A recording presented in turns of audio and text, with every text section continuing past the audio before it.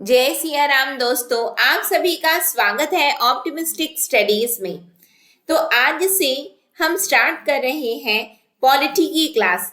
Polity की class के अंतर्गत ये जो हमारी सीरीज चल रही है वो टारगेट करेगी आपके आगामी सीजीपीएससी की परीक्षा को एवं सीजी व्यापन द्वारा आयोजित जितनी भी परीक्षाएं होती हैं उन सभी को। क्योंकि पॉलिटी की यदि हम बात करें तो ये आपके सभी कॉम्पिटिटिव एग्जाम में एज एक सब्जेक्ट पूछा जाता है। तो चलिए हम आज से अपनी क्लास को स्टार्ट करते हैं। ये आप डे 1 से ही क्लास को आपको अटेंड करनी है सो दैट आपको सभी चीजें अच्छे से समझ में आ सके। जिस पैटर्न में आपके सीजीपीएससी प्रश्नों को पूछ रही है उसी पैटर्न में आप लोगों के लिए ये नोट्स उपलब्ध करवाया जा रहा है। तो आप सभी को जुड़े रहना है ऑप्टिमिस्टिक स्टडीज के साथ में। तो यदि आप चैनल में पहली बार आए हैं तो चैनल को सब्सक्राइब कर लीजिए, साथ में बेल नोटिफिकेशन को ऑन रखिए जिससे हम जो भी वीडियो डालें तो आप तक पहुंचती रहे। सेशन यदि आपको अच्छा लगे तो लाइक जरूर करिएगा, ज्यादा से ज्यादा लोगों तक शेयर करिएगा जिससे ज्यादा से ज्यादा लोगों तक ये वीडियो पहुंच सके और वो भी इसका लाभ ले सके। तो चलिए आज की क्लास को हम अपने स्टार्ट करते हैं। जैसा कि आप सभी जानते ही हैं कि आपकी सीजीपीएससी प्री के लिए नोटिफिकेशन जारी हो गया है, ऑनलाइन फॉर्म भी स्टार्ट हो चुके हैं और आपका ये जो सीजीपीएससी प्री का जो आपकी परीक्षा होने वाली है वो 9 फरवरी को होने वाली है। 9 फरवरी 2025 में आपकी परीक्षा भी होने वाली है। तो उसी को ध्यान में रखते हुए आप लोगों के लिए ये कोर्स स्टार्ट किया जा रहा है ऑप्टिमिस्टिक स्टडीज के द्वारा। तो आज की क्लास में हम पॉलिटी के अंतर्गत संविधान का निर्माण देखने जा रहे हैं। संविधान के निर्माण के अंतर्गत सबसे पहले तो हमें ये जानना है कि संविधान सभा की मांग कब से उठने लगी। क्योंकि जैसा कि आप लोगों को पता है, आप लोगों ने पढ़ा होगा, आपने जिस भी बुक को आप रेफर कर रहे होंगे कि पहले संविधान सभा का गठन हुआ, देन उसके बाद संविधान सभा ने हमारे संविधान का निर्माण किया और उसके बाद फिर हमारे देश में संविधान लागू हुआ है। ठीक है, लेकिन संविधान सभा की मांग कब से उठने लगी तो इसके बारे में यदि हम देखें तो 1924 में संविधान सभा का विचार पहली बार स्वराज पार्टी द्वारा दिया गया था। आपको याद करते हुए चलना है क्योंकि एकदम जो एग्जाम में पॉइंट टू पॉइंट जो भी एग्जाम में आपके क्वेश्चन पूछे जा रहे हैं उन सभी को ध्यान में रखते हुए आपके लिए ये नोट्स उपलब्ध करवाया जा रहा है। तो पहला पॉइंट क्या है हमें जो याद करना है वो ये है कि 1924 में संविधान सभा का विचार पहली बार स्वराज पार्टी द्वारा दिया गया था। फिर 1934 में संविधान सभा के गठन का विचार एमएन रॉय द्वारा रखा गया कि एमएन रॉय ने क्या कहा कि संविधान सभा का गठन किया जाए। ये कब की बात है तो 1934 की बात है। 1935 में भारतीय राष्ट्रीय Congress, Indian national Congress INC द्वारा पहली बार भारत के संविधान के निर्माण हेतु आधिकारिक रूप से संविधान सभा के गठन की मांग की गई। अब जैसा कि आपने अभी देखा कि 1924 और 1934 में ये क्या किया गया, आधिकारिक रूप से नहीं बोला गया, लेकिन 1935 में ये आधिकारिक रूप से इंडियन नेशनल कांग्रेस ने अब भारत के संविधान के निर्माण के लिए संविधान सभा के गठन की मांग की। फिर 1940 में क्या हुआ तो 1940 में इस मांग को अंततः ब्रिटिश सरकार ने सैद्धांतिक रूप से स्वीकार कर लिया। इसे अगस्त प्रस्ताव के नाम से जाना जाता है। आप लोगों ने मॉडर्न हिस्ट्री में पढ़ा होगा कि 1940 में आपका अगस्त ऑफर आया। तो अगस्त ऑफर के अंतर्गत, ये अगस्त ऑफर क्या है तो अगस्त ऑफर के अंतर्गत ब्रिटिश सरकार ने सैद्धांतिक रूप से यानी कि इन थ्योरेटिकल उन्होंने क्या किया एक्सेप्ट कर लिया कि हाँ आपके संविधान के निर्माण के लिए संविधान सभा का गठन किया जाएगा। क्लियर है क्या ये बात? तो हमने अब तक कौन कौन से डेट याद किए? 1924 में फर्स्ट टाइम स्वराज पार्टी ने दिया, 1934 M N. Roy, 1935 INC, then after 1940 in the form of August offer British सरकार ने क्या किया? एक्सेप्ट कर लिया, संविधान सभा का निर्माण किया जाएगा। फिर उसके बाद हुआ क्या? तो 1942 में क्रिप्स के संविधान के प्रस्ताव को खारिज कर दिया गया। क्या हुआ 1942 में? तो 1942 में आप लोगों ने पढ़ा होगा अगस्त offer, then Cripps mission, then cabinet mission. तो इन्होंने संविधान के प्रस्ताव को खारिज कर दिया, नहीं भैया नहीं होने वाला। फिर देन तो हुआ कैसे? तो 1946 में कैबिनेट मिशन जब आया तो कैबिनेट मिशन को सभी दलों द्वारा स्वीकार किया गया था कि हाँ आपका जो उन्होंने कैबिनेट मिशन लेकर के आए थे अंग्रेज, तो कैबिनेट मिशन को हमारे भारत में स्वीकार किया गया। लेकिन और हमारे एग्जाम में पूछा जाता है कि कैबिनेट मिशन के कौन कौन सदस्य थे, तो हमें याद रखना है कि Lord Patrick Lawrence, sir Stafford Cripps और एवी अलेक्जेंडर, ये कौन थे? ये आपके कैबिनेट मिशन के सदस्य थे। तो कैबिनेट मिशन ने द्विराष्ट्र एवं दो संविधान सभा की मांग को अस्वीकार कर दिया कि दो संविधान सभा, यानी कि कैबिनेट मिशन ने क्या बोला था? क्योंकि उस समय मांग उठ रही थी कि हिंदुओं के लिए ये हिंदू राष्ट्र और मुसलमानों के लिए जो आपका अभी प्रेजेंट डे पाकिस्तान है, तो उसके द्विराष्ट्र की उस समय मांग उठने लगी थी। लेकिन कैबिनेट मिशन ने क्या किया कि द्विराष्ट्र के मांग को अस्वीकार किया। साथ में दो संविधान सभा का गठन नहीं होगा, एक संविधान सभा का गठन होगा, ऐसा कैबिनेट मिशन ने कहा था। ठीक है, देन जब कैबिनेट मिशन ने कहा कि संविधान सभा का गठन होगा, लेकिन कितना? तो एक, तो उसके आधार पर अब संविधान सभा का गठन हो रहा है। संविधान सभा का जो गठन हुआ है वो कैबिनेट मिशन योजना के आधार पर नवंबर 1946 में हो गया। ठीक है, अभी हाल ही में हमने क्या मनाया है? अच्छा, इसको कमेंट सेक्शन में बताइएगा। अभी हमने 75th एनिवर्सरी क्या चीज की मनाई है? रिसेंट में हम मना रहे हैं ना, तो अभी आप लोग, अभी हमारा जस्ट अभी 26 नवंबर निकला है, तो 26 नवंबर को क्या था, देन उसके बाद 75th एनिवर्सरी क्या चीज की है, ये सभी बातों को आप कमेंट सेक्शन में कमेंट करके जरूर से बताइएगा। ये आपके करंट अफेयर का पार्ट बन सकता है। ठीक है, आइए देखते हैं।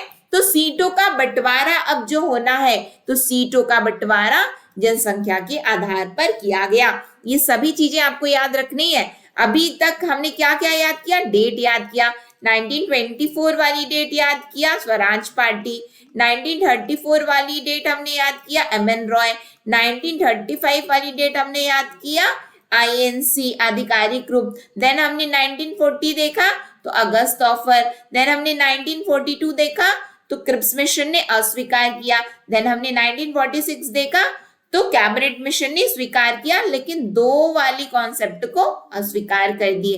क्लियर है क्या इतनी बातें? चलिए आगे देख लें हम लोग। तो सीटों का बंटवारा जनसंख्या के आधार पर किया गया।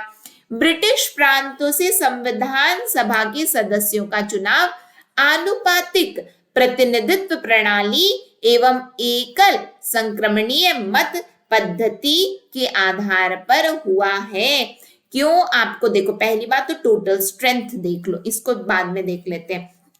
टोटल स्ट्रेंथ कितनी है भाई? तो 389 की संविधान सभा में सदस्य की स्ट्रेंथ है, जिसमें कि आपके जो ब्रिटिश इंडिया गवर्नर्स प्रोविंस से कितने सदस्य हैं? 292। देन चीफ कमिश्नर प्रोविंस से 4 हैं। देन प्रिंसली स्टेट्स के कितने हैं?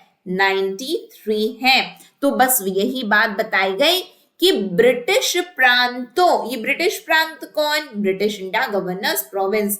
तो ब्रिटिश प्रांतों से संविधान सभा के सदस्यों का चुनाव आनुपातिक प्रतिनिधित्व प्रणाली एवं एकल संक्रमणीय मत पद्धति के आधार पर हुआ। लेकिन रियासत थे यानी कि प्रिंसली स्टेट थे, वहां से क्या हो रहा था, तो संविधान सभा का गठन अंशतः निर्वाचित, निर्वाचित कहां से थे, तो ब्रिटिश प्रांतों से निर्वाचित हुए, और नामित मतलब नॉमिनेटेड कहां से थे, तो रियासतों के प्रमुखों द्वारा ये क्या हुआ है, अंशतः निर्वाचित एवं नामित सदस्यों द्वारा किया गया था। संविधान सभा का गठन क्या है कि पार्शियली, ये क्या है, पार्शियली इलेक्टेड एंड ये क्या है, नॉमिनेटेड मेंबर्स के द्वारा इसका गठन हुआ। ब्रिटिश प्रांतों से संविधान सभा के सदस्यों का निर्वाचन वहां की विधायिका से हुआ था।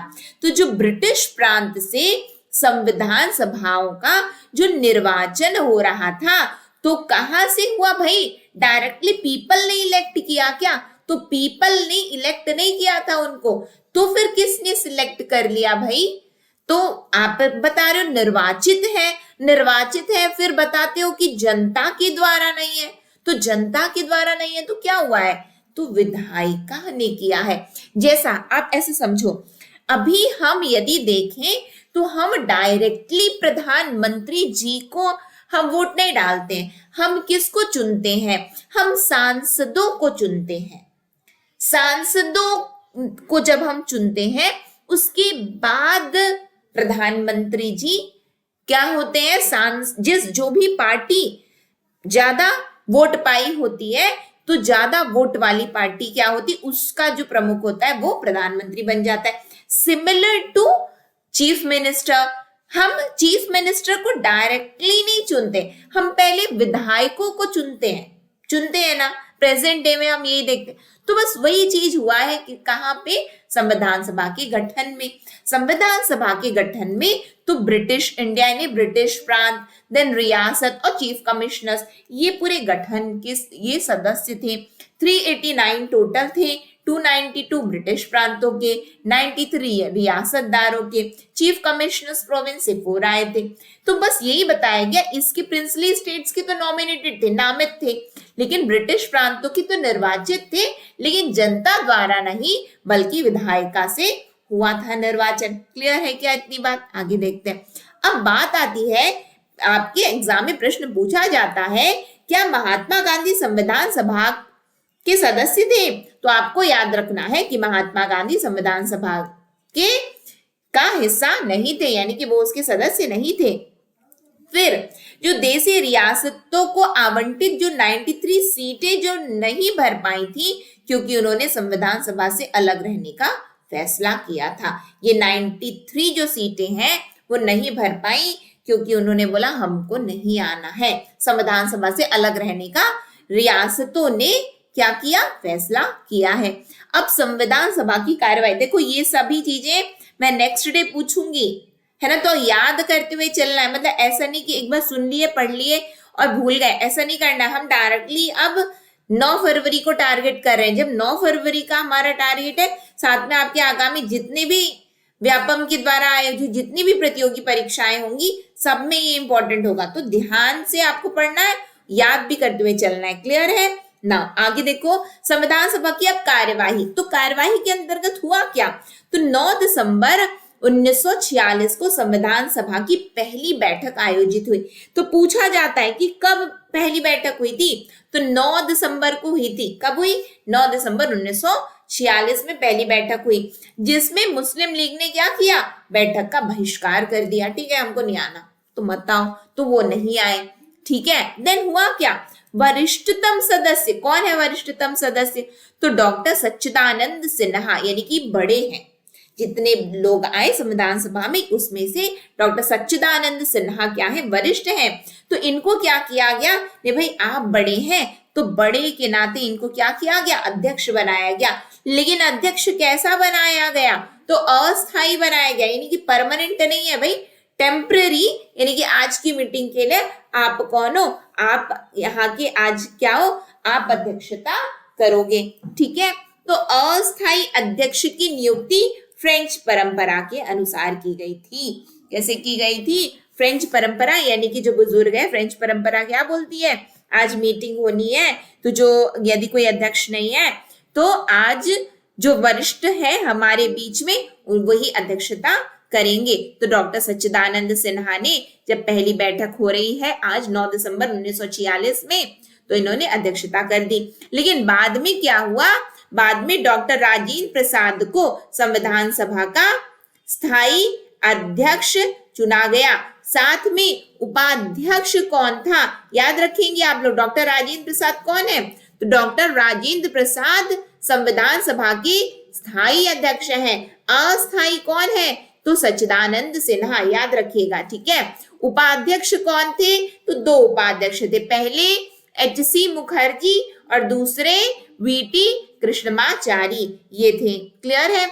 देन आ जाइए उद्देश्य प्रस्ताव में, यहां से क्योंकि क्वेश्चन तो आते ही है हमारे, ठीक है। ऑब्जेक्टिव रेजोल्यूशन, ऑब्जेक्टिव रेजोल्यूशन की यदि हम बात करें तो जवाहरलाल नेहरू ने 13 दिसंबर, 9 दिसंबर को पहली बैठक हो रही है, हुआ क्या कि 13 दिसंबर 1946 को संविधान सभा के ऐतिहासिक प्रस्ताव को प्रस्तुत किया था। इसमें संवैधानिक संरचना के मूल तत्व और दर्शन निहित थे, संवैधानिक संरचना के मूल तत्व और दर्शन निहित थे। साथ में इस प्रस्ताव को जो जवाहरलाल नेहरू ने 13 दिसंबर 1946 में प्रस्तुत किया उद्देश्य प्रस्ताव के रूप में, उसको 22 जनवरी 1947 को संविधान सभा द्वारा स्वीकार किया गया था। याद रखिए, प्रस्तुत कब हुआ, तो 13 दिसंबर को प्रस्तुत हुआ 1946 में। स्वीकार कब हुआ, तो 22 जनवरी 1947 में स्वीकार कर लिया गया। फिर वर्तमान में भारतीय संविधान की जो उद्देशिका अर्थात प्रियम्बल है, तो इसी उद्देश्य प्रस्ताव का संशोधित रूप है। यदि हम प्रियम्बल पढ़ें तो एक्चुअल में वो क्या है, वो एमेंडेड फॉर्म है किसका, तो ऑब्जेक्टिव रेजोल्यूशन का। क्लियर है ये बात। 13 दिसंबर जवाहरलाल नेहरू ने प्रस्तुत किया, 22 जनवरी 1947 को स्वीकार कर लिया गया। देन भारतीय स्वतंत्रता अधिनियम 1947 के अनुसार क्या परिवर्तन हुए उसको आइए देखते हैं। तो देसी रियासतों और बचे हुए मुस्लिम लीग यानी कि इंडियन डोमिनियन से के सदस्य धीरे धीरे संविधान सभा से जुड़ने लगे। पहले तो देसी रियासत में हम नहीं आ रहे, मुस्लिम लीग ने बोला हम नहीं आ रहे, लेकिन धीरे धीरे अब ये जुड़ने लग गए। फिर 3 जून 1947 को माउंटबेटन योजना यानी कि माउंटबेटन प्लान को स्वीकृति मिली, और ये स्वीकृति क्या बोलती है कि यह योजना भारत के विभाजन हेतु थी। 3 जून 1947 में माउंटबेटन प्लान को स्वीकार किया गया, और ये क्या बोला था कि क्या कर दिया जाए, भारत का विभाजन कर दिया जाए। भारत का विभाजन कर दिया गया, जिसके अंतर्गत अभी जैसे आप देख रहे हैं present day India and Pakistan, Bharat और पाकिस्तान। क्लियर है। भारतीय स्वतंत्रता अधिनियम 1947 ने संविधान सभा की स्थिति में 2 बदलाव किए। क्या बदलाव, तो संविधान सभा एक संप्रभु संस्था बन गई जो स्वेच्छा से संविधान का निर्माण कर सकती थी। दूसरा, संविधान सभा को 2 प्रकार का कार्य सौंपा गया और दोनों कार्यों को अलग अलग रूप से करना था। पहला कार्य, ध्यान दीजिएगा, भारत के लिए आम कानून का निर्माण व उन्हें लागू करना, जिसकी अध्यक्षता जीवी मावलंकर कर रहे थे। यानी कि आज यदि लॉ रिलेटेड जो भी नियम हमारे बनेंगे, आम कानून बनेंगे, उसकी अध्यक्षता जीवी मावलंकर जी करने वाले हैं। फिर स्वतंत्र भारत के लिए संविधान का जब निर्माण करना है तो डॉक्टर राजेंद्र प्रसाद जी उसके अध्यक्ष बनते थे, और ये 26 नवंबर 1949 तक जारी रहा है। ठीक है, तो हमें यहाँ पे क्या क्या जानने को मिला, अब हम उसको देखेंगे। पहली बात, जो आपका माउंटबेटन प्लान जो आया वो हमने देखा कि 3 जून 1947 को माउंटबेटन प्लान को स्वीकार किया गया, जिसने भारत का विभाजन कर दिया गया। लेकिन हम देख रहे हैं कि भारतीय स्वतंत्रता अधिनियम 1947 ने क्या किया, तो संविधान सभा की स्थिति में दो बदलाव किए। तो बदलाव करते करते ये क्या बोल गए, ये बोल गए कि संविधान सभा एक संप्रभु संस्था है। बिल्कुल ठीक है, संप्रभु संस्था है जो कि क्या करेगी भाई, तो स्वेच्छा से संविधान का निर्माण कर लेगी। ठीक है, दूसरी बात क्या कही इन्होंने कि हम ये दो प्रकार के कार्य करेंगे। तो दो प्रकार के कार्य कौन से करेंगे, एक जो आम कानून बनते हैं तो आम कानून बनाएंगे और उन्हें लागू करने का कार्य करेंगे। लेकिन जिस दिन आम कानून बनाया जाएगा तो उस दिन जीवी मावलंकर जी अध्यक्ष होंगे। फिर जब संविधान सभा का निर्माण करना होगा तो डॉक्टर राजेंद्र प्रसाद जी इसकी अध्यक्षता करेंगे और ये चीज चलती रहेगी कब तक, तो 26 नवंबर 1949 तक ये जारी रहेगा। क्लियर है इतनी बातें। देन आगे बढ़िए। संविधान सभा से मुस्लिम लीग के सदस्य अलग हो गए थे। ठीक है, इसलिए संविधान सभा की सदस्य संख्या 389 से 299 रह गई थी। 389 से क्या रह गई भाई, देखिए 389 से क्या रह गई, 299 रह गई थी। क्लियर है इतनी बातें। क्यों, क्योंकि मुस्लिम लीग ने क्या किए, अलग हो गए। ठीक है, देन उसके बाद क्या हुआ, संविधान सभा की कुछ अन्य कार्य भी हैं और क्या है वो कार्य, आइए देख लेते हैं। तो मई 1949 में राष्ट्रमंडल में भारत की सदस्यता की पुष्टि की गई। यानी कि क्या है, राष्ट्रमंडल भारत भी सदस्य के रूप में भारत को दर्जा मिल गया मई 1949 में। देन उसके बाद 22 जुलाई 1947 में राष्ट्रीय ध्वज को अपनाया गया। देन 24 जनवरी 1950 में राष्ट्रीय गीत और राष्ट्रीय गान को अपनाया गया। 24 जनवरी 1950 में डॉक्टर राजेंद्र प्रसाद का भारत के पहले राष्ट्रपति के रूप में इनको चुना गया। देन 24 जनवरी 1950 में संविधान सभा की अंतिम बैठक हुई। हालांकि संविधान सभा ने ही यह 26 जनवरी 1950 से लेकर आम चुनाव के बाद नई संसद के गठन यानी कि मई 1952 तक अंतरिम संसद के रूप में कार्य किया। कुल सत्र इसके कितने हुए, 11। कुल समय 2 वर्ष 11 महीने 18 दिन। ये तो मैंने पढ़ दिया, पढ़ने से काम नहीं चलेगा, याद करने से काम चलेगा। चलिए याद करें हम एक एक चीज। संविधान सभा के कार्य, तो हमारे एग्जाम में भाई पूछा जाता है कि भारत की सदस्यता की पुष्टि राष्ट्रमंडल में कब हुई, तो भारत की सदस्यता की पुष्टि राष्ट्रमंडल में मई 1949 में हुई है। कब, साथ में बोलो, साथ में बोलोगे तब याद होगा, मई 1949। देन राष्ट्रीय ध्वज को अपनाया गया। हम देखते हैं कि हम 15 अगस्त 1900 हम जान रहे हैं कि 15 अगस्त 1947 में हम आजाद हो गए। आजाद तो हो गए, लेकिन हम क्या देखते हैं, राष्ट्रीय ध्वज फहराया जाता है। तो राष्ट्रीय ध्वज तो फहराया गया, लेकिन स्वीकार तो पहले किया गया होगा ना। तो कब पहले, तो 22 जुलाई 1947 को राष्ट्रीय ध्वज को स्वीकार कर लिया गया था। याद रखेंगे आप लोग। जुलाई, एग्जाम में जनवरी जुलाई इस तरीके का ऑप्शन आता है, तो याद रखना है अपने को, जुलाई के बाद देन अगस्त आएगा। रिलेट करना, स्वतंत्र कब हुए, 15 अगस्त, तो अगस्त से पहले जस्ट। अब हमें झंडा, जैसे कि ऐसे समझो, अब हमें क्या करना है, झंडा फहराना है। तो झंडा फहराने से पहले झंडा चाहिए भी ना, तो झंडा चाहिए, तो 22 जुलाई को स्वीकार किया गया। ऐसे याद करना है, मतलब लिंक क्रिएट करनी है। ठीक है, देन उसके बाद हो गए 1947 में हम तो आजाद हो गए। देन उसके बाद अब क्या किया गया, अब संविधान सभा तो अपना कार्य कर रहा था। फिर 22 जनवरी 1950, क्योंकि 26 जनवरी 1950 हम सभी जानते हैं कि भारत में संविधान हमारा लागू हो गया। तो उससे जस्ट 2 दिन पहले यानी कि 24 जनवरी को हुआ क्या, तो राष्ट्रीय गीत और राष्ट्रीय गान को अपनाया गया था। राष्ट्रीय गीत, राष्ट्रीय गान। ध्वज 22 जुलाई 1947, लेकिन राष्ट्रीय गीत और राष्ट्रीय गान कब आया, तो 24 जनवरी 1950 में आया। साथ में 24 जनवरी 1950 में ही क्या हुआ, तो डॉक्टर राजेंद्र प्रसाद जो कि संविधान सभा के परमानेंट अध्यक्ष थे, इनको पहला राष्ट्रपति के रूप में इनको चुन लिया गया। फिर उसके बाद 24 जनवरी 1950 में ही संविधान सभा की आज अंतिम बैठक हो रही है, यानी कि उस दिन अंतिम बैठक हुई।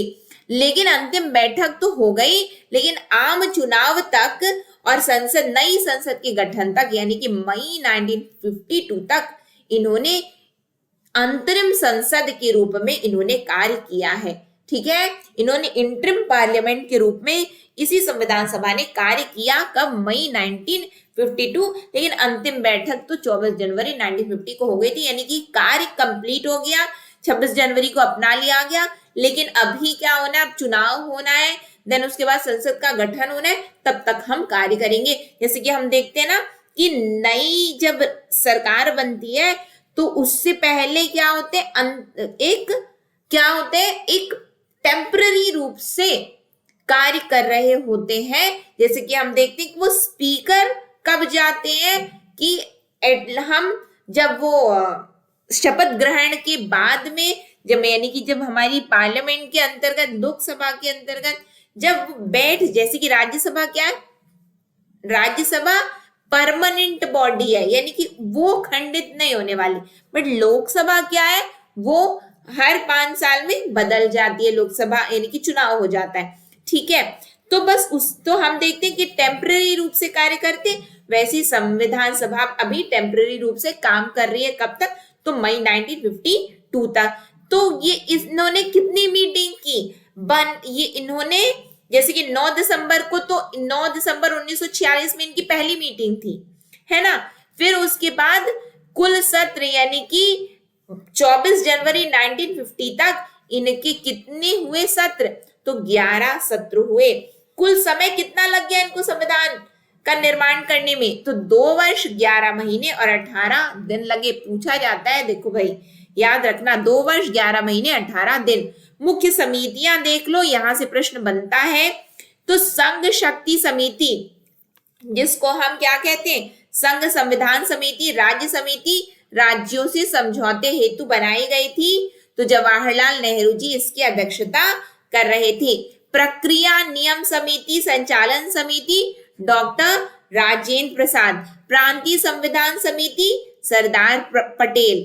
प्रारूप समिति, डॉक्टर बी.आर. अम्बेडकर। यहां से तो प्रश्न बनता ही है।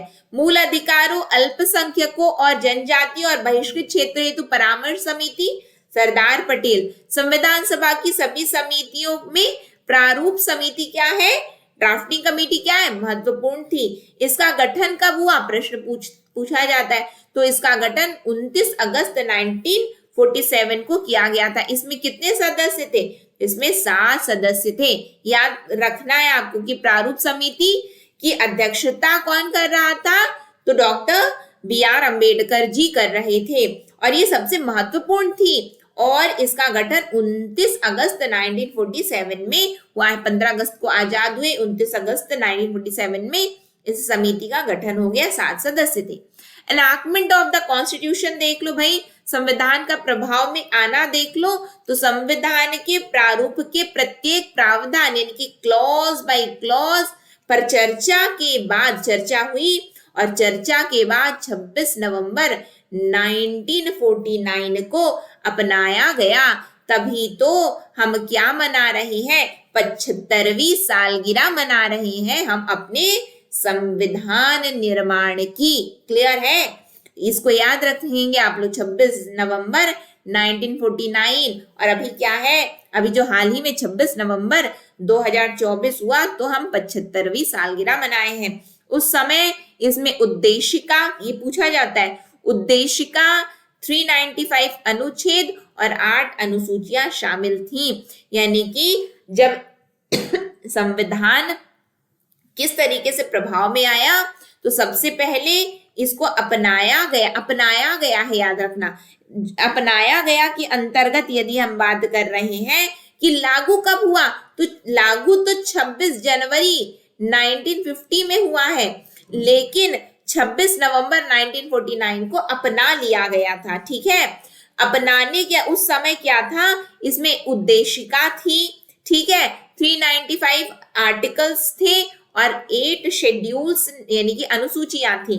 फिर उसके बाद में संविधान के पूर्ण रूप से अधिनियमित होने के बाद उसमें उद्देशिका को लागू किया गया था। यानी कि उद्देशिका क्या क्या हुई है, उद्देशिका पूर्ण रूप से जब अधिनियमित होने के बाद उद्देशिका को लागू किया गया। यहां से भी पूछ लिया जाता है। फिर संविधान का प्रवर्तन यानी कि एनफोर्समेंट की अब बात हो रही है। तो एनफोर्समेंट की यदि हम बात करें तो संविधान के कुछ प्रावधान 26 नवंबर 1949 को स्वतः ही लागू हो गए थे। तो कौन कौन से स्वतः ही लागू हो गए?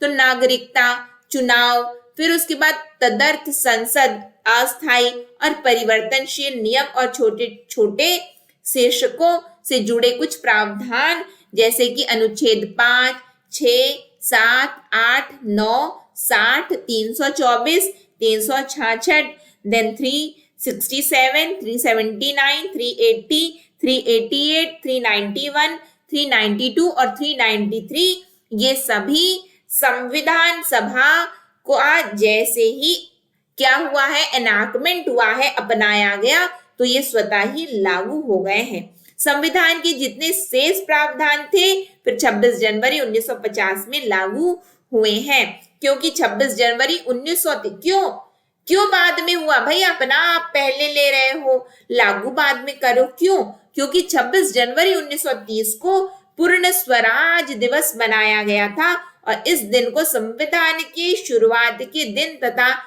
गणतंत्र दिवस के रूप में देखा जाता है। अभी प्रेजेंट डे उसका रेलेवेंस क्या है, 26 जनवरी का रेलेवेंस क्या है? ये 26 नवंबर को बन करके तैयार हो गया, 2 महीने फिर क्यों वेट करते रह गए?